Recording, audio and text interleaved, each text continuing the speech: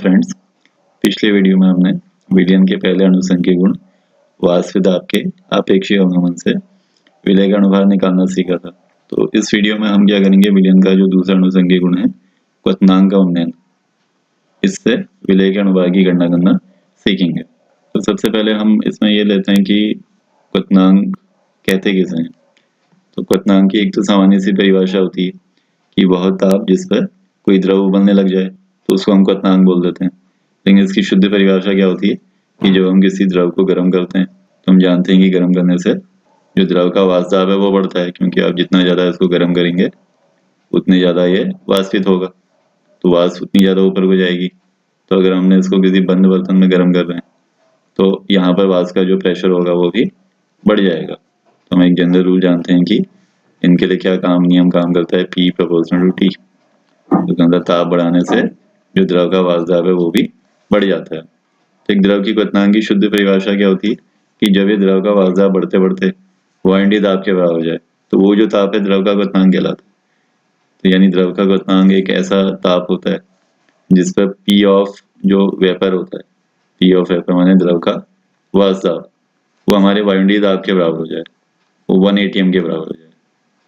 जो सामान्य वायुमंडलीय दाब का मान है वो 1 atm होता है। तो जब हम किसी द्रव को गर्म करते हैं उसका वाष्प दाब बढ़ता है, तो जब ये बढ़ते बढ़ते 1 atm के बराबर हो जाएगा तो तब जो ताप है वो क्या कहलाएगा, द्रव का क्वथनांक कहलाएगा। तो किसी द्रव का क्वथनांक वह ताप होता है जिस पर उसका जो वेपर प्रेशर होता है वो वायुमंडलीय दाब यानी 1 atm के बराबर हो जाता है।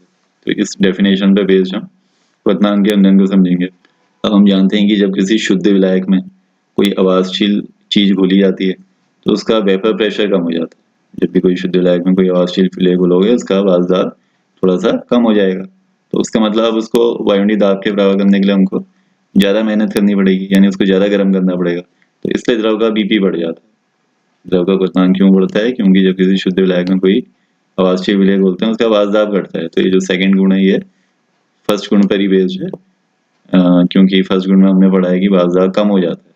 तो इसलिए उसको वायुमंडलीय दाब के बराबर करने के लिए हमको द्रव को ज़्यादा गर्म करना पड़ेगा, जिससे कि इसका बॉइलिंग पॉइंट बढ़ जाएगा। तो इसके लिए हम दो चीज़ें मान लेते हैं कि हमारे पास T0 भी है, जहाँ नॉट लगा है उसका मतलब प्योर सॉल्वेंट है। तो शुद्ध विलायक का क्वथनांक मान लेते हैं T0 B है। यहाँ B फॉर बॉइलिंग हो जाता है, माने उबलना, और T माने टेम्परेचर। तो क्वथनांक को हम दिखा देते हैं TB, और बस ये नॉट साइन है ये किसको दिखा रहा है कि ये शुद्ध विलायक है। अब मान लेते हैं इसमें कोई चीज़ घोली हमने तो जिससे विलयन प्राप्त हो गया, तो उसके BP को हम दिखाएंगे, उसके क्वथनांक को दिखाएंगे तो उसको खाली TB से दिखा देंगे। तो मान लेते हैं TB क्या है यहाँ पर, विलयन का क्वथनांक, T0 B शुद्ध विलायक का, और विलय को घोलने के बाद जो विलयन बना उसके BP को हमने TB से डिनोट कर दिया। तो हेडिंग क्या डाली हमने, क्वथनांक का उन्नयन। उन्नयन माने एलिवेशन, बढ़ जाना। उन्नयन का मतलब होता है ज्यादा हो जाना, बढ़ जाना। तो उसका मतलब शुरू में क्वथनांक कम होता है, बाद में ज्यादा हो जाता है। तो ये जो TB होता है ये T0 B से ज्यादा होता है। तो इससे क्वथनांक का उन्नयन निकालेंगे तो ज्यादा में से कम घटा देंगे। तो देयरफॉर क्वथनांक का उन्नयन कितना मिल जाएगा हमको, डेल्टा TB इक्वल टू ज्यादा माइनस कम, यानी TB माइनस T0 B। अब इसी का हम ग्राफिकल रिप्रेजेंटेशन देखते हैं। अगर हम इसमें PT ग्राफ दिखाएं, सपोज हमने दो अक्षें ली हैं और एक्स अक्ष में हमने टेम्परेचर दिखा दिया इस वाली अक्ष में, और ये वाई वाली अक्ष है इसमें हम द्रव के वाष्प दाब को डिनोट कर देते हैं। तो एक जनरल रूल हमको पता है कि जब हम ताप बढ़ाते हैं तो द्रव का वाष्प दाब बढ़ेगा। तो उसका मतलब जो वक्र मिलेगा वो हमको ऐसे ऊपर को मिल जाएगा। वो वक्र का ऊपर जाना माने ताप बढ़ाने से वाष्प दाब का बढ़ जाना। तो ये दो वक्र हमको मिल गए जो क्या प्रदर्शित कर रहे हैं कि जैसे जैसे हम टेम्परेचर बढ़ा रहे हैं वैसे वैसे वाष्प दाब भी बढ़ रहा है। अब यहाँ पर हमने वक्र एक की बजाय दो दिखाए हैं, क्योंकि इसमें हमारे पास दो लिक्विड हैं, एक तो विलायक है और एक विलयन है। तो आपने पहले तो ये देखना है कि इनमें से कौन विलायक है कौन विलयन है। तो हम जानते हैं कि शुद्ध विलायक का जो वाष्प दाब होता है वो ज़्यादा होता है, और विलयन का क्या होता है, थोड़ा कम होता है। उसका मतलब जो ऊपर वाला वक्र है जो ज़्यादा वाला है जिसका वाष्प दाब ज़्यादा है वो विलायक का होगा। तो जो ब्लू वाला है जो ऊपर वाला वक्र है ये किसको प्रदर्शित करेगा, विलायक को, और जिसका वाष्प दाब कम है वो किसको प्रदर्शित करेगा, विलयन को। अब यहाँ पर हमने दाब दिखाया वाष्प दाब, तो इस वाष्प दाब वाली अक्ष में हम पहले वायुमंडलीय दाब को दिखा देते हैं। सामान्य जो वायुमंडलीय दाब है इसकी वैल्यू हम जानते हैं कितनी होती है, 1 atm। तो यहाँ पर कहीं पर भी एक पॉइंट हम दिखा देंगे। तो हमने वाष्प दाब पर ये एक पॉइंट ले लिया जो किसको प्रदर्शित कर रहा है, एक वायुमंडल को। सामान्य वायुमंडलीय दाब को, यानी एक वायुमंडल को। अब हम क्या करते हैं, इस एक वायुमंडल से इन अक्षों पर एक्स अक्ष के समांतर एक लाइन खींचते हैं जो कि इन वक्रों को 2 पॉइंट पर काटेगी, एक इस बिंदु पर और एक इस बिंदु पर। तो फिर सबसे पहले हम क्या करेंगे, ये जो हमको वाला पॉइंट मिला, यहाँ से एक परपेंडिकुलर नीचे को गिरा देंगे। तो ये जो हमने यहाँ से लंब गिराया, ये ताप वाली अक्ष को इस पॉइंट पे काट रहा है। तो इस पॉइंट पे आप देखेंगे कि इस पॉइंट पे क्या हो रहा है कि यहाँ पर जो विलायक का वाष्पदाब है, ये ब्लू वाला वक्र माने विलायक, तो इस पॉइंट पे क्या हो रहा है, जो विलायक का वाष्पदाब है वायुमंडलीय दाब के बराबर हो जा रहा है, 1 atm के बराबर हो जा रहा है। तो इस ताप पर विलायक उबलेगा, तो यहाँ विलायक उबलेगा। अशुद्ध विलायक के बीबी को कैसे दिखाते हैं, T0B। ये जो टेम्परेचर वाली अक्ष में ये जो पॉइंट है, ये किसको प्रेशर करेगा, विलायक के क्वथनांक को, यानी T0B को। तो इससे हमको T0B मिल गया। ऐसी एक प्रतिच्छेद बिंदु यहाँ भी है, तो यहाँ से अगर हम नीचे को परपेंडिकुलर गिराएं तो ये ताप अक्ष को यहाँ पर काट रहा है। तो इसको हम क्या कहेंगे कि इस बिंदु पर क्या हो रहा है कि जो विलयन है उसका वाष्पदाब 1 atm के बराबर हो जा रहा है। तो इस ताप पर क्या होगा, विलयन उबलेगा। तो विलयन जिस ताप पे उबलता है उसको हमने कैसे दिखाना है, TB से दिखाना है। तो ये मिल गया हमको TB। तो यहाँ पर ओरिजिन पॉइंट ये है, मूल बिंदु ये है। तो जितनी भी दूरियां हैं मूल बिंदु से नापेंगे हम। तो T0B हमारा यहाँ से यहाँ तक और TB है यहाँ से यहाँ तक। तो उसका मतलब TB ज्यादा है। तो TB T0B से कितना ज्यादा होगा, जितना इन ग्राफों के बीच में गैप होगा। तो यहाँ पर जो इनके बीच का जो गैप है, यहाँ से यहाँ तक की जो दूरी है, ये किसको दिखाएगी, इनके तापों के अंतर को, यानी किसके, क्वथनांक के उन्नयन को। तो जो क्वथनांक का उन्नयन डेल्टा TB होगा वो क्या कितना हो जाएगा हमारा, TB माइनस T0B हो जाएगा। तो इस तरह से हमको ये फॉर्मूला मिल जाता है कि delta TB equal to TB minus T0B। विलयन का क्वथनांक ज्यादा होता है, शुद्ध विलायक का कम होता है, तो उनके जो क्वथनांकों का अंतर है वही क्या कहलाता है, हमारा क्वथनांक का उन्नयन कहलाता है। अब यहाँ ये क्वथनांक का उन्नयन क्यों हो रहा है, क्वथनांक क्यों बढ़ रहा है, क्योंकि वाष्पदाब कम हो जा रहा है। विलायक का वाष्पदाब ज्यादा है, विलयन का कम है। तो विलयन का वाष्पदाब विलायक से कितना कम हो गया, इतना। तो इस वाष्पदाब में जो एक कमी हो रही है, यहाँ से यहाँ तक की जो एक कमी हुई वाष्पदाब में, इस वाष्पदाब में कमी के कारण बॉइलिंग पॉइंट बढ़ जा रहा है। तो ये जो वाष्पदाब में होने वाली कमी है, ये हम फर्स्ट में पढ़ चुके हैं कि ये एक अणुसंघीय गुण है जो मोलों की संख्या पर निर्भर करता है। तो इससे क्या सिद्ध होता है कि जो डेल्टा TB है वो भी एक आइडियल सॉल्यूशन के लिए मोलों की संख्या पर निर्भर करेगा, यानी डेल्टा TB भी एक अणुसंघीय गुण होगा। तो एक आदर्श विलयन के लिए, यानी एक डाइल्यूट सॉल्यूशन के लिए जो ये डेल्टा TB होता है अणुसंघीय गुण होने के कारण, ये मोलों की संख्या पर निर्भर करता है। तो मोलों की संख्या को या तो मोललता के रूप में दिखाया जाता है, स्मॉल m के रूप में, या कैपिटल M के रूप में। लेकिन ज्यादा अच्छा क्या रहता है, हम पढ़ चुके हैं, ज्यादा अच्छा स्मॉल m रहता है। तो हम ऐसे कह सकते हैं कि ये जो डेल्टा TB है ये किसके प्रोपोर्शनल होता है, स्मॉल m के, जहाँ स्मॉल m विलयन की मोललता को व्यक्त करता है। तो इसका आगे का फॉर्मूला बनाने के लिए हम ये संबंध ले लेते हैं कि एक अणुसंघीय गुण होने के कारण मोलों की संख्या पर निर्भर करेगा। यहाँ हमने मोलों को मोललता के रूप में दिखा दिया। तो delta TB proportional to small m, जहाँ स्मॉल m विलयन की मोललता है। यहाँ बराबर का साइन लगाएंगे तो एक कांस्टेंट ऐड हो जाता है यहाँ पर। तो इस कांस्टेंट को हम KB करके दिखा देते हैं, B फॉर बॉइलिंग। तो यहाँ KB के दो नाम हैं, या तो इसको हम बोल देते हैं क्वथनांक उन्नयन स्थिरांक, एक दूसरा नाम जानना चाहे इसको हम क्या बोलते हैं, विलायक का मोलल उन्नयन स्थिरांक। तो ये विलायक का या तो क्वथनांक उन्नयन स्थिरांक या मोलल उन्नयन स्थिरांक कहलाता है। तो इसमें आपने ये ध्यान रखना है कि KB का मान जो है ये किस पर निर्भर करता है, विलायक की प्रकृति पर निर्भर करता है, नेचर ऑफ सॉल्वेंट पर। ये जो विलय की मात्रा या विलयन के गुण वगैरह पर निर्भर नहीं करता। ये एक तो टेम्परेचर पर निर्भर करेगा और विलायक कैसा उस पर निर्भर करेगा। अलग अलग विलायकों के लिए इसके मान भी अलग अलग होते हैं। तो आपके पेपर में KB की डेफिनेशन और मात्रक पूछे जाते हैं, तो आप मात्रक और डेफिनेशन इस संबंध से बना सकते हैं। तो इस संबंध में हमने देखा कि डेल्टा TB बराबर क्या है, KBM।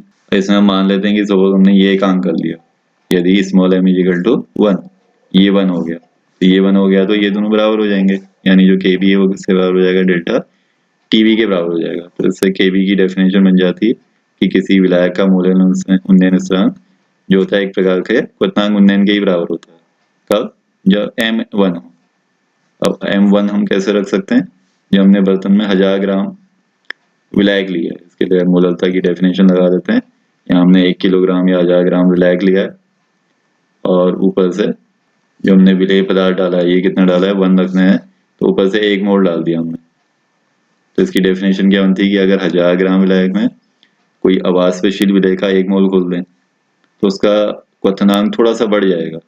हम जानते हैं कि शुद्ध द्रव में जब कोई अवाष्पशील विलेय पदार्थ घुला जाता है तो उसका क्वथनांक बढ़ जाता है। तो उसका क्वथनांक जितना बढ़ेगा वही क्या कहलाएगा उसका मोलर उन्नयन स्थिरांक। तो ये Kb की डेफिनेशन होगी। और इसका मात्रक बनाना है आपने, तो मात्रक बनाने के लिए भी इसी फॉर्मूले का हम यूज करते हैं। हम जानते हैं कि इसका SI मात्रक K होता है केल्विन, और जो M होता है इसका SI मात्रक क्या होता है मोल पर Kg। ये मोल पर Kg में नापा जाता है। तो ये जो मोल पर Kg इसको आप यहाँ ले लोगे तो N2 में आ जाएगा। तो क्या हो जाएगा K into Kg upon mole. तो यहाँ से Kb की यूनिट क्या बन गई K Kg पर मोल। तो इसका मात्रक आ जाता है केल्विन किलोग्राम प्रति मोल या K Kg मोल इनवर्स। अब चूंकि मोललता को या तो मोल पर Kg या स्मॉल m के रूप में भी दिखा सकते हैं। तो अगर हम स्मॉल m के रूप में दिखाएंगे तब इसकी यूनिट क्या हो जाएगी, तो इसकी एक और यूनिट जानना चाहें तो दूसरी यूनिट क्या बन जाएगी इसकी K mole inverse, kelvin m inverse. यहाँ m मोललता के लिए आ गया, तो या तो K m इनवर्स में दिया रहेगा आपको या K Kg पर मोल में दिया होगा। तो ये Kb की यूनिट, और यहाँ से हम डेफिनेशन वगैरह बना सकते हैं। और आपने ध्यान रखना है कि Kb एक कांस्टेंट है जो केवल किस पर निर्भर करता है, विलायक की प्रकृति। वो विलायक की मात्रा वगैरह पर निर्भर नहीं करेगा। माने अलग अलग विलायकों के लिए इसका मान अलग अलग होगा, लेकिन किसी भी विलायक के लिए इसका मान एक निश्चित होता है। तो यहाँ पर आगे आप एक सारणी देखेंगे, तो इसमें कुछ प्रमुख विलायकों के लिए Kb के मान दिखाए हैं जो हम इस कॉलम में देख सकते हैं। यहाँ पे Kb की वैल्यूज देखिए, तो आप देखेंगे कि यहाँ पे जो अलग अलग विलायक हैं, जल, एथेनॉल, बेंजीन वगैरह, इन सब के लिए जो Kb की वैल्यूज हैं ये भी क्या आती है हमारी अलग अलग आती हैं। तो Kb जो है केवल विलायक की प्रकृति पर निर्भर करता है। तो जल के लिए एक इम्पोर्टेंट सॉल्वेंट होता है। तो पानी के लिए अगर आप याद करना चाहें तो जल का जो Kb होता है वो कितना होता है 0.52। तो इस वैल्यू को आप याद कर सकते हैं। पानी के लिए 0.52 होता है, और इसकी जो SI यूनिट हो जाती है वो होती है K Kg पर मोल। इसके अलावा पानी का आपको क्वथनांक भी याद होना चाहिए कि पानी कितने में उबलता है 100 डिग्री सेल्सियस, या केल्विन में बोलेंगे तो 100,273 यानी 373 केल्विन। और एक्यूरेट मान में 0.15 और जोड़ देते हैं तो एक्यूरेट वैल्यू होती है इसकी 373.15 केल्विन। और पानी कितने में जमता है 0 डिग्री सेल्सियस, तो 0 में 273 जोड़ेंगे तो 273 केल्विन। Kf अभी हम आगे पढ़ेंगे, ये हिमांक अवनमन स्थिरांक है, तो जल के लिए होता है 1.86। तो पानी के लिए ये सारी वैल्यूज आपको याद होनी चाहिए। पानी 373 पे उबलता है, 273 पे जमता है, और पानी के लिए Kb 0.52 K Kg पर मोल होता है। तो जैसे पानी के लिए Kb एक फिक्स है, ऐसे जो अलग अलग विलायक होते हैं उनके लिए Kb अलग अलग होगा, लेकिन प्रत्येक विलायक के लिए निश्चित होगा। अब जितने भी अणुसंघीय गुण होते हैं इनका व्यवहारिक महत्व क्या है कि इनसे आप विलेय का अणुभार निकाल सकते हो। तो पीछे हमने फॉर्मूले में देखा delta TV proportional to M, या डेल्टा टीवी बराबर KBM। तो इससे हम विलेय का अणुभार कैसे निकालेंगे, उसके लिए हम इसका फॉर्मूला लगा देते हैं। मोललता हमने पढ़ा है कि M मोललता बराबर क्या होता है, मोललता के लिए हमने पढ़ा WB upon MB into WA into 1000। तो ये हम पीछे पढ़ चुके हैं मोललता का फॉर्मूला। तो इस मोललता के इस फॉर्मूले को इक्वेशन 1 में अप्लाई कर देते हैं। यहाँ इसका वैल्यू सब्स्टिट्यूट कर दो, तो delta TV is equal to KB into WB into 1000 upon MB into WA। अब निकालना क्या है हमको यहाँ विलेय का अणुभार। तो विलेय का अणुभार माने MB, तो MB को यहाँ ले लेंगे, डेल्टा डी अपॉन में आ जाएगा। तो यहाँ से MB का फॉर्मूला बन जाता है MB is equal to 1000 into KB into WB upon delta TB into WA। तो ये हमारा फाइनल फॉर्मूला बन गया। तो इस फॉर्मूले से आप आसानी से विलेय के मूलर द्रव्यमान यानी विलेय के अणुभार की गणना कर सकते हैं। तो इसमें हम जो ये बाकी वैल्यूज हैं इनको प्रैक्टिकली हम फाइंड आउट कर सकते हैं। जैसे मान लो एक बर्तन में आपने इस विधि से किसी विलेय पदार्थ का अणुभार निकालना है, तो इसके लिए बर्तन में हमने एक उपयुक्त विलायक ले लिया। सपोज मान लेते हैं पानी लिया हमने 50 ग्राम 50 ग्राम, और एक अवाजशील विलेय कोई अननोन चीज है जो हमको पता नहीं है, अज्ञात पदार्थ X है, उस विलेय पदार्थ का हमने अणुभार निकालना है। तो उसकी कुछ मात्रा खोल दी हमने, तो मान लेते हैं इसकी 10 ग्राम मात्रा हमने यहाँ पानी में डाल दी। तो जैसे ही आप पानी में डालेंगे तो वैसे तो पानी 100 डिग्री सेल्सियस पर उबलता है, लेकिन क्वथनांक के उन्नयन के कारण जैसे हमने ये चीज घोली इसमें, तो पानी 100 की बजाय थोड़ा ज्यादा ताप पर उबलेगा। तो ये क्वथनांक का उन्नयन बहुत कम होता है, तो मान लेते हैं घोलने के पश्चात ये 100.2 डिग्री सेल्सियस पर उबल रहा है। तो उसका मतलब पानी का बॉइलिंग पॉइंट कितना बढ़ गया 0.2। तो यहाँ पर जो डेल्टा TB है ये मिल गया हमको कितना 0.2। तो ये डेल्टा TB हमने प्रैक्टिकली निकाल दिया। WA माने विलायक का भार, ये कितना रखेंगे हम 50 ग्राम। WB माने विलेय का भार, तो ये कितना रखेंगे हम 10 ग्राम। और के भी हमको सारणी में मिल जाएगा। पानी के लिए कितना होता है 0.52। तो ये सारी वैल्यूज हमको पता है, इन सब का RHS में वैल्यूज रख देंगे, हमारा क्या आ जाएगा विलेय का अनुभाग। तो इस तरह से इस फॉर्मूले को हम जो है प्रैक्टिकल करके उस पर अप्लाई करें तो एक जो विलेय पदार्थ है जो हमने ऊपर से बोला है उसके अनुभाग की गणना इस फॉर्मूले से की जा सकती है। तो यहाँ पर एक दो चीज़ों का ध्यान देना है आपने कि एक तो जब हम डेल्टा टी भी निकालेंगे तो चूंकि क्वथनांक का उन्नयन होता है उसका मतलब विलयन का क्वथनांक ज़्यादा होगा, विलायक का कम होगा। तो उसको हम कैसे निकालते हैं डेल्टा टी बी को, T B minus T not B करिए। टी नॉट बी पहले नहीं आना है, टी नॉट बी बाद में आना है, क्योंकि क्वथनांक बढ़ रहा है तो फाइनल माइनस इनिशियल करोगे, ज़्यादा में से कम को घटाओगे तो डेल्टा टी बी कैसे आता है हमारा यहाँ जो डेल्टा टी बी है इसका फॉर्मूला आपने ध्यान रखना है कि ये कैसे निकालते हैं हम, T B minus T not B, पहली चीज़। दूसरी चीज़ हमने ध्यान रखना है कि ये जो डेल्टा टी बी है इसको हमने किसके समानुपाती करना है, स्मॉल एम के, क्योंकि स्मॉल एम बड़े एम से ज़्यादा बेटर रहता है, उसका रीजन हम पहले पढ़ चुके हैं। और तीसरी चीज़ एक इम्पॉर्टेंट चीज़ है कि आपने ध्यान रखना है कि यहाँ पर जो डेल्टा टी बी की वैल्यू आती है तो ये बहुत ही कम आती है। जब हम किसी शुद्ध विलायक जैसे पानी में कोई चीज़ घोल दें तो उसका क्वथनांक बढ़ तो जाता है लेकिन ये बहुत ही कम बढ़ता है, 0.2 में आता है। तो ये डेल्टा टी बी हमारा जब न्यूमेरिकल क्वेश्चन करेंगे तो आपने ध्यान रखना है कि डेल्टा टी बी बहुत कम होना चाहिए। अगर डेल्टा टी बहुत ज़्यादा आ रहा है उसका मतलब हमने कहीं मान रखने में गलती की है। तो आपको ये पॉइंट ध्यान रखना है कि boiling point changes are usually small, ये बहुत ही कम होते हैं। And always increase the BP, किसी चीज़ को बोलने से बॉइलिंग पॉइंट हमेशा बढ़ता है लेकिन जो चेंजेस आते हैं वो बहुत कम होते हैं। So this answer make sense. इसका क्या मतलब है कि कहीं अगर डेल्टा टी बी आप निकाल दो तो बहुत कम आना चाहिए, इसकी वैल्यू रख रहे हैं तो बहुत कम होनी चाहिए। अगर ये बहुत ज़्यादा है उसका मतलब डेल्टा टी बी नहीं होगा।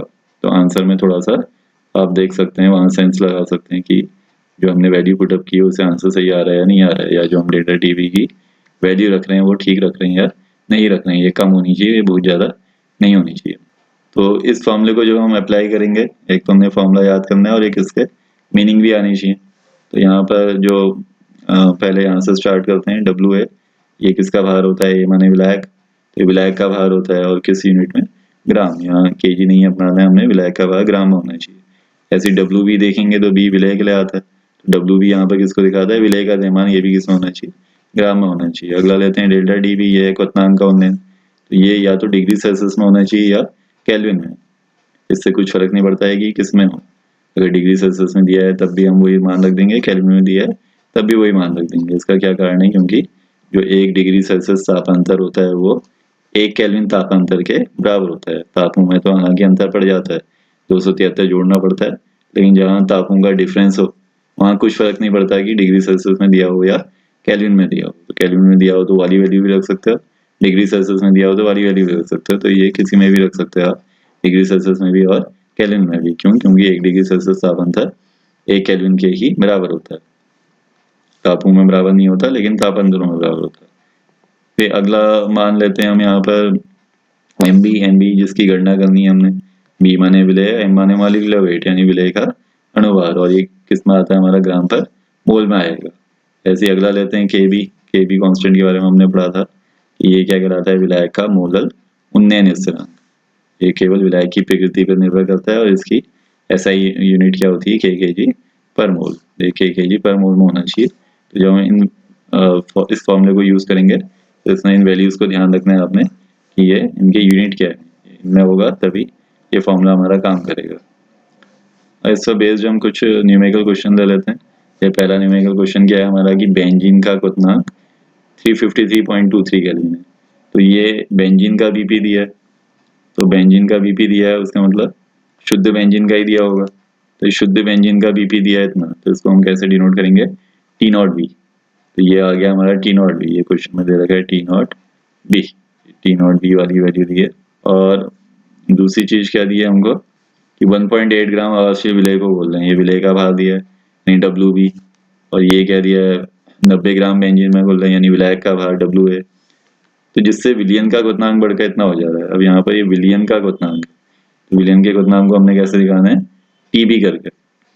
ऊपर वाला ये टी नॉट बी है और ये घोलने के बाद विलियन बन जा रहा होगा, तो ये विलियन का क्वथनांक है यानी टी बी है।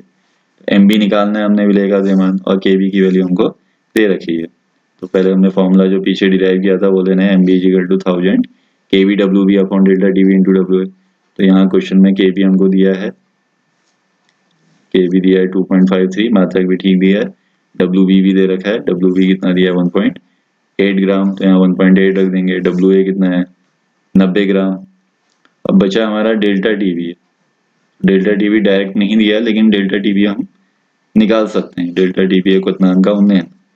तो शुरू में BP है 353.23, बोलने के बाद आ जा रहा है 354.11, बोलने के बाद हो जा रहा है 354.11 और बोलने से पहले कितना था 353.23। तो उसका मतलब जो बॉइलिंग पॉइंट है वो कितना बढ़ गया, इसके लिए माइनस कर देंगे। तो 11 में से 3 गया या 8 हो गया, और यहाँ 10 में से 2 गया 8, यहाँ 3 बच गया, 3 में से 3 गया 0, तो आंसर आ गया हमारा 0.88 केल्विन। तो यहाँ जो डेल्टा TB मिल गया ये हमको कितना मिल गया 0.88। तो पहले हमने डेल्टा TB निकाला, उसके लिए फॉर्मूला लगाया हमने TB minus T not B, 0.88 आ गया। बाकी सारी वैल्यूज दी हैं, तो यहाँ सब आप वैल्यू को पुट अप कर लो, इनको थोड़ा सा कैलकुलेट कर लो, तो हमारा आंसर आ जाएगा जो हमारा कितना आ रहा है 57.5 ग्राम पर मोल। ऐसे ही एक अगला क्वेश्चन लेते हैं। एक पात्र में 18 ग्राम ग्लूकोज को 1 किलोग्राम जल में घोला गया और 1.013 बार दाब पर या किस ताप पर उबलेगा, जबकि जल के लिए KB की वैल्यू दी है 0.52 kg पर मोल। तो इसके लिए भी हमने वही करना है, फॉर्मूला तो वही अप्लाई करना है, MB equal to 1000 KB WB upon delta TB into WA। तो यहाँ पर हम देखते हैं कि हमने करना क्या है, हमने निकालना है कि जल किस ताप पर उबलेगा। तो यहाँ पर हमको पहले ये चीज़ कैलकुलेट करनी पड़ेगी, ये आ जाएगा तो हम ये भी पता कर देंगे कि जल किस ताप पर उबलेगा। पीछे वाले क्वेश्चन में तो हमको MB निकालना था, लेकिन यहाँ पहले हम डेल्टा TB निकालेंगे। अब डेल्टा TB निकालने के लिए आपको बाकी वैल्यूज पता होनी चाहिए। तो यहाँ से देखते हैं पहले MB। तो MB हमको क्वेश्चन में नहीं दी है, बट हमको पदार्थ का नाम दिया है ग्लूकोज। ग्लूकोज का फॉर्मूला होता है CCH12O6। तो इसका अनुपात हम आसानी से निकाल सकते हैं, 6 गुणा 12 धन 12 धन 6 गुणा 16। इन सबको आप ऐड कर लेना, ये आ जाता है ग्लूकोज का अनुपात कितना 180। फॉर्मूला बता दो आप अनुपात निकाल सकते हो, तो इसका अनुपात 180 आ जाएगा। अब देखते हैं आगे KB दे रखा है कितना 0.52। WB विलेय का भार, विलेय कम वाला होता है, कम वाला ये 18 ग्राम ग्लूकोज बोल रहे हैं, तो WB की जगह आप 18 रख दीजिएगा। बचा हमारा WA। अब WA यहाँ दिया तो है लेकिन एक kg में दे दिया है, जबकि इस फॉर्मूले में जितने भी W होते हैं ग्राम में होने चाहिए। तो 1 किलोग्राम में कितने ग्राम 1000, तो यहाँ हमने WA 1000 रखना है, यहाँ 1 ना रख के 1000 रखना है, क्योंकि यहाँ WB दोनों ग्राम में होनी चाहिए। तो 1000 से 1000 कैंसिल हो जाएगा, बाकियों को आप सॉल्व कर लेना, तो ये हमारा क्या आ जाएगा डेल्टा TB आ जाएगा। लेकिन अगर क्वेश्चन को आप ध्यान से देखें तो यहाँ हमको डेल्टा TB फाइंड आउट नहीं करना है, हमको निकालना है कि जल किस ताप पर उबलेगा। जो हम उसमें विलेय घोल दे रहे हैं, तो विलेय घोलने के बाद जल किस ताप पर उबलेगा, यानी विलयन का क्वथनांक पता करना है। तो यहाँ से तो हमारा क्वथनांक का उन्नयन आया है, डेल्टा TB माने क्वथनांक का उन्नयन। तो फिर इसके लिए फिर आपको फॉर्मूला लगाना पड़ेगा डेल्टा TB इक्वल टू, जो हमने पीछे पढ़ा कि डेल्टा TB कैसे निकालते हैं, विलयन माइनस विलायक, यानी TB minus T not B। तो फिर इस फॉर्मूले को अप्लाई करेंगे हम। तो यहाँ पर डेल्टा TB हमने निकाल दिया यहाँ से, तो वो वैल्यू रख देंगे हम। TB हमको निकालना है, ये क्वेश्चन में पूछा है कितना होगा। अब बचा हमारा T नॉट B। तो ये थोड़ा जनरल नॉलेज की चीज़ है कि पानी कितने में उबलता है। T नॉट B माने शुद्ध जल का बॉइलिंग पॉइंट। तो शुद्ध जल हम जानते हैं कि कितने में उबलता है, 100 डिग्री सेल्सियस। 100 डिग्री सेल्सियस यानी 273 जोड़ोगे तो 373 केल्विन। तो क्वेश्चन में दे नहीं रखा, ये हमने अपने मन से रखना है कि हम इसकी जगह क्या रख देंगे 373 केल्विन। और यहाँ पे ये जो आंसर दे रखा है, तो ये आंसर NCERT वाले हैं सब। ये NCERT में थोड़ा सा आपको करेक्ट वैल्यू रखनी पड़ती है। तो वैसे तो हम जनरली 273 जोड़ देते हैं, लेकिन एक्यूरेट वैल्यू कितनी होती है 273.15। तो अगर आप करेक्ट इसकी तरह आंसर लाना चाहते हैं तो T नॉट B हम यहाँ क्या रखेंगे 373.15 के। तो पहले हम इस फॉर्मूले से डेल्टा TB निकाल देंगे और डेल्टा TB की वैल्यू यहाँ रख देना, T नॉट B 373.15 रख देंगे। तो इससे क्या आ जाएगा हमारा TB आ जाएगा। TB माने विलयन का क्वथनांक, जो हमारा आंसर आना चाहिए इतना है। तो इसको आप थोड़ा कैलकुलेट करके देख लीजिएगा कि इतना आ रहा है या नहीं आ रहा है। इसके बाद हम तीसरा अनुसंख्यक गुण लेते हैं। अगर हमने दूसरा अनुसंख्यक गुण पढ़ लिया तो दूसरा और तीसरा लगभग सेम होते हैं। यहाँ पर हम पढ़ते हैं हिमांक का अवनमन। हिमांक का अवनमन का क्या मतलब है कि हिमांक का अवनमन माने लोअरिंग माने कम हो जाना। क्वथनांक तो बढ़ जाता है लेकिन हिमांक बढ़ने के बजाय घट जाता है। जैसे हम जानते हैं कि पानी कितने ताप पर जमता है, 0 डिग्री सेल्सियस। हम जानते हैं कि पानी 0 पे जमता है, लेकिन जैसे इसमें कोई अवाष्यशील चीज घोल दें, हम कोई अननोन चीज हमने एक्स घोल दी अवाष्यशील चीज, तो जैसे इसको हम घोल दें तो हिमांक 0 के बजाय थोड़ा कम हो जाता है। इसका अवनमन माने कमी हो जाना, तो 0 की बजाय मान लेते हैं -0.6 डिग्री सेल्सियस पे जम रहा है। उसका मतलब इसका हिमांक कितना कम हो गया, 0.6। तो क्वथनांक बढ़ता है लेकिन हिमांक कम हो जाता है। इसका कारण भी वही है कि कोई चीज हम जब खोलते हैं तो वाष्प में कमी हो जाती है। अब यहाँ पर हम हिमांक की परिभाषा अगर लगाएं तो हिमांक, किसी द्रव का हिमांक वह ताप होता है जिस पर PS बराबर PL हो जाए। PS equal to PL। इसका क्या मतलब है कि किसी लिक्विड का हिमांक वह ताप है जिस पर उसका वाष्प उसके ठोस अवस्था के वाष्प के बराबर हो जाता है। PS माने सॉलिड का वाष्प, PL माने लिक्विड। तो किसी द्रव का हिमांक वह ताप है जिस पर उसका जो वाष्प है वो उसके ठोस अवस्था के वाष्प के बराबर हो जाए। जहाँ सॉलिड और लिक्विड के वक्र कटेंगे वही हिमांक का अवनमन आ जाएगा। तो इसका ग्राफ भी लगभग वही होता है जो हमने पीछे पढ़ा, सिर्फ यहाँ पर एक एक्स्ट्रा ग्राफ आ जाता है सॉलिड के लिए। तो यहाँ पर 3 वक्र खींचेंगे हम, मान लेते हैं यहाँ हमने वाष्प दिखाया, यहाँ ताप दिखाया। ये 2 वक्र हमने पीछे ही पढ़े थे, ऊपर वाला विलायक का होता है, नीचे वाला विलयन का, क्योंकि विलायक का वाष्प ज्यादा होता है, विलयन का कम होता है। तो यहाँ पर हमने एक एक्स्ट्रा ग्राफ जो खींचा है, याला खींचा है। ये किसका खींचा हमने, हिमांकित विलयन, यानी जब विलयन जम गया, जब विलयन जमेगा तो किस स्टेट में आ जाएगा, सॉलिड। तो सॉलिड वाला वक्र है, जबकि ये दोनों लिक्विड वाले वक्र हैं। तो अब ऊपर वाली डेफिनेशन लगाते हैं कि जहाँ सॉलिड और लिक्विड वाले वक्र कटें वहां पर कोई चीज जमती है। तो यहाँ पर हम देखेंगे कि ये जो लिक्विड वाला वक्र है सॉलिड वाले वक्र से यहाँ पर कट रहा है। तो अगर हम यहाँ से एक लंब गिरा दें तो इस बिंदु पर मिला हमको, तो ये पॉइंट किसको व्यक्त करेगा, विलायक के हिमांक को, विलायक के हिमांक को यानी T0F को। अब ऐसे देखते हैं कि ये वाला जो लिक्विड वाला वक्र है विलयन वाला, ये सॉलिड वाले वक्र को कहाँ इंटरसेप्ट कर रहा है, इस पॉइंट पे। तो यहाँ से हम लंब गिराएंगे तो यहाँ पर क्या हो रहा होगा कि विलयन का वाष्प ठोस अवस्था के वाष्प के बराबर हो जा रहा है।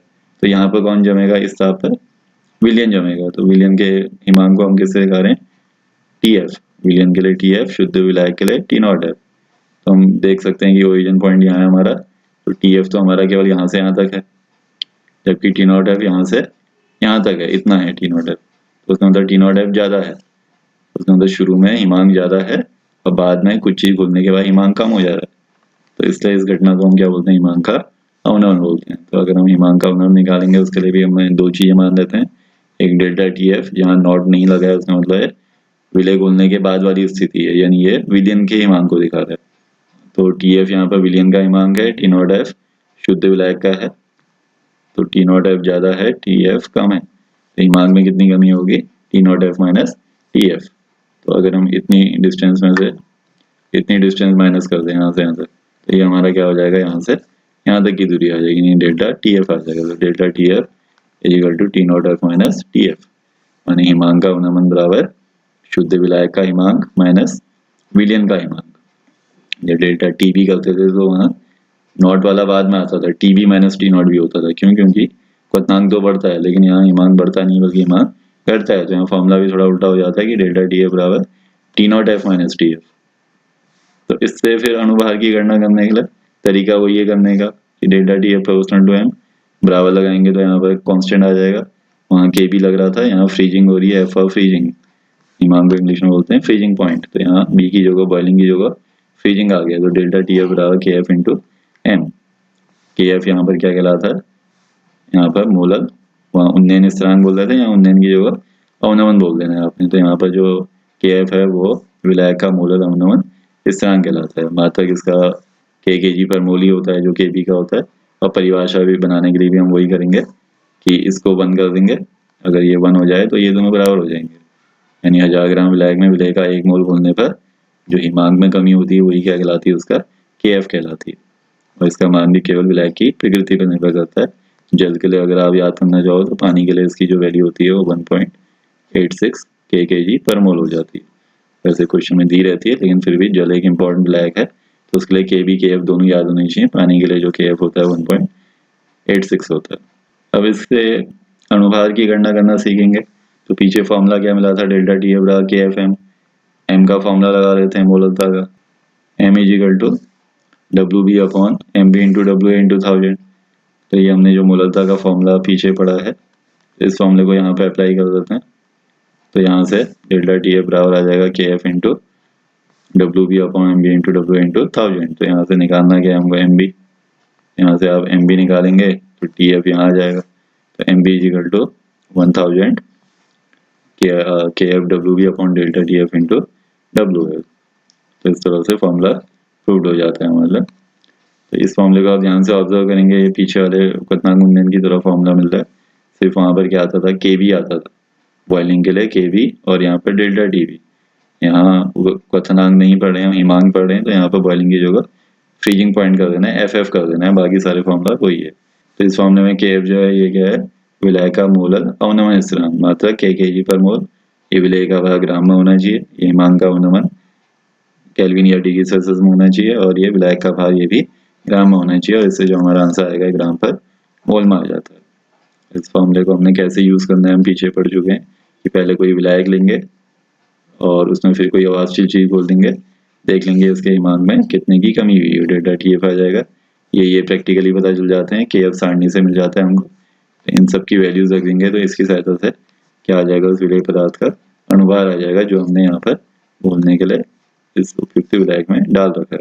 इसके बाद इसी पे बेस्ड जो इम्पोर्टेंट डेफिनेशन बनती है प्रति हिमी विलयन, इसमें 1 नंबर का क्वेश्चन पूछा जाता है कि व्हाट इज एंटीफ्रीज सॉल्यूशन। नाम ही है प्रति हिमी विलयन, माने ऐसा विलयन जो जल को जमने से रोके। अगर हम पानी को जमने से बचाना चाहते हैं तो उसमें कुछ चीज मिला दें तो वो पानी को जमने से रोकता है, तब वो क्या कहलाता है, प्रति हिमी विलयन कहलाते हैं। हम जानते हैं कि अगर एक बर्तन में आपने पानी दिया है तो हम जानते हैं कि जो पानी है वो कितने पे जमता है, 0 डिग्री सेल्सियस। तो बहुत सारे ठंडे प्रदेश ऐसे होते हैं जहाँ तापमान इससे भी नीचे चले जाता है। तो अगर हम चाहते हैं कि वहाँ का पानी ना जमे तो इसमें कुछ चीज मिला देते हैं, हमें एक अननोन चीज मिला दी हमने।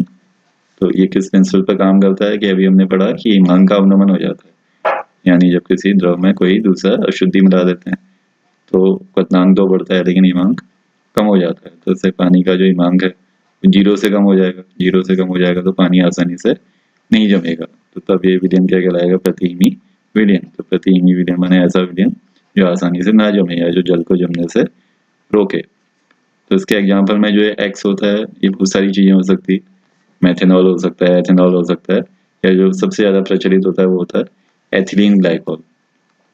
तो अगर हम क्या करें, जल में एथिलीन ग्लाइकॉल मिला दें 1:1 में, 1:1 में, माने अगर ये 1 लीटर है तो ये भी 1 लीटर मिलाएंगे हम, तो तब इनका जो मिक्सचर है वो क्या कहलाता है, एंटीफ्रीज सॉल्यूशन। यहाँ आपने एथिलीन ग्लाइकॉल का फॉर्मूला भी याद करना है।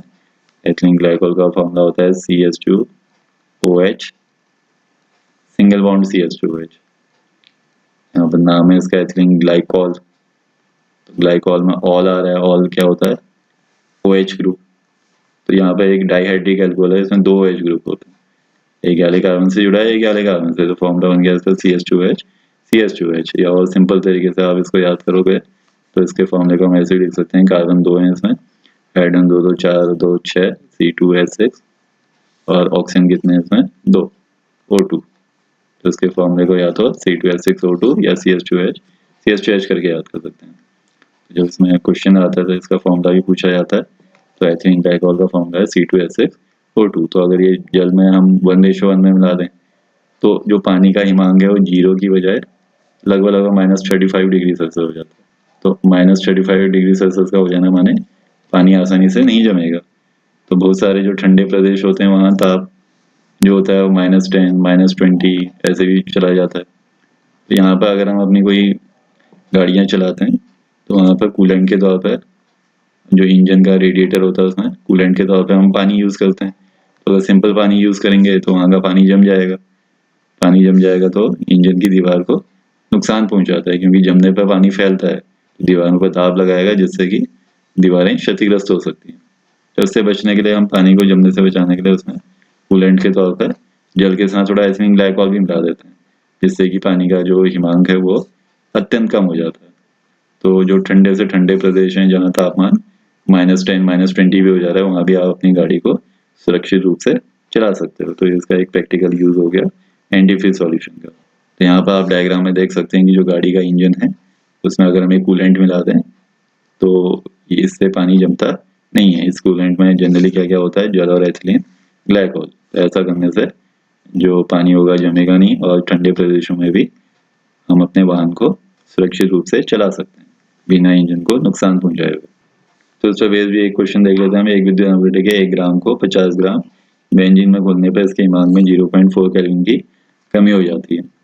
बेंजीन का हिमांक हमने स्थिरांक दिया है, तो आपको विलय का मोलर द्रव्यमान निकालना है। तो फॉर्मूला हमने पीछे पढ़ा है, तो उसमें देख लेते हैं हमको क्या क्या चाहिए पता है। ये क्या दिया है, विलय का बेंजीन का मोलर अवनमन स्थिरांक या हिमांक अवनमन स्थिरांक। तो एक KF दिया है 5.12, तो यहाँ 5.12 रख देंगे हम। WB यानी विलय का भार, कम वाला विलय होता है तो ये कम है, तो WB की जगह 1 आ गया है। 1000 की बार डेल्टा TF यहाँ पर मिल जाएगा आपको, क्योंकि हमने बताया कि डेल्टा TF बहुत कम होता है। तो यहाँ पर जो 0.4 है वो डेल्टा TF है। डेल्टा TF माने हिमांक का अवनमन। तो क्वेश्चन में दिया है कि 50 ग्राम बेंजीन में जो हमने घोला तो उसका हिमांक 0.4 केल्विन कम हो जा रहा है, यानी हिमांक का अवनमन 0.4 दिया है, ये 0.4 दिया है। और WA विलायक कितना है हमारा, ज़्यादा वाला 50 ग्राम, तो यहाँ रख देंगे हम WA की जगह 50। यहाँ सारी वैल्यूज पता है, इनको कैलकुलेट करेंगे तो हमारा MB आ जाएगा, जो कितना आना चाहिए 256 मात्रा ग्राम पर मोल। तो उसको आप कैलकुलेट करके देखिए कितना आ रहा है या नहीं आ रहा है। ऐसे एक लास्ट क्वेश्चन देखते हैं इसी पे बेस्ड कि 45 ग्राम एथिलीन ग्लाइकोल को 600 ग्राम जल में मिलाया तो विलयन के हिमांक का अवनमन हिमांक की गणना करनी है। तो इसको लिए भी हम वही फॉर्मूला लगाएंगे, MB = KF × WB × 1000 upon delta TF × WA। तो यहाँ वैसे जब क्वेश्चन आएगा तो KF दिया रहेगा आपको, लेकिन यहाँ नहीं लिखा है। तो हम विलायक जल पता है हमको, तो जल के लिए हमने देखा था कि KF कितना होता है 1.86। ऐसे वैल्यूज याद करने की जरूरत नहीं है, क्योंकि ये वैल्यूज आपको दी रहेंगी कि पानी के लिए KB 0.52 होता है और KF 1.86 होता है। मान लो अगर कभी ना दिए हो तो जल के लिए आप सीधे 1.86 रख सकते हो। तो यहाँ KF हम 1.86 रखेंगे। और 45 ग्राम विलय खोल दें हम 600 ग्राम जल में, तो यहाँ पर ये WA है और ये WB है। तो WA 600 ग्राम रख देंगे, WB 45 ग्राम रख देंगे। और TF हमको निकालना है, डेल्टा TF की गणना करनी है। बचा है हमारा MB, तो MB हमको दिया नहीं, लेकिन यहाँ फॉर्मूला पता है C2H6O2। तो इसे आप अनुपात निकाल सकते हो, 12×24, 24×6 = 30, 30 और 32 62। एथिलीन ग्लाइकोल का अगर आप मॉलिक्यूलर वेट निकालोगे तो कितना आ जाएगा 62। तो यहाँ पर ये भी पता है, ये पता है, ये पता है, ये पता है। तो हमारा पहला आंसर आ जाएगा हिमांक का अवनमन आ जाएगा, जो हमारा कितना आना चाहिए, लगभग 2.25 केल्विन। अब आते हैं इसका सेकंड पार्ट, हिमांक की गणना कीजिए। तो फर्स्ट पार्ट में हमने डेल्टा TF निकाला, और सेकंड पार्ट के लिए इस डेल्टा TF का फॉर्मूला लगा देंगे। तो जैसे कि हमने पीछे पढ़ा कि जो डेल्टा TF हिमांक का अवनमन होता है वो कैसे निकालते हैं कि शुरू में हिमांक ज़्यादा होता है, यानी T0F इसमें शुरू में आता है, माइनस विलियन का कम हो जाता है, तो माइनस TF।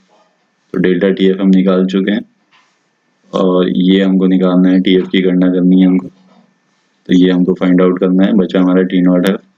तो जनरल नॉलेज का बेस क्वेश्चन है कि जो शुद्ध जल होता है उसका हिमांक कितना होता है, 0 डिग्री सेल्सियस, यानी 273 केल्विन। तो यहाँ इसकी जगह 273.15 एक्यूरेट होता है, 273.15। तो ये 273.15 रख देंगे। तो इसकी और इसकी वैल्यू पता है तो हमारा ये आ जाएगा, TF आ जाएगा, जो हमारा कितना आना चाहिए 270.95 केल्विन।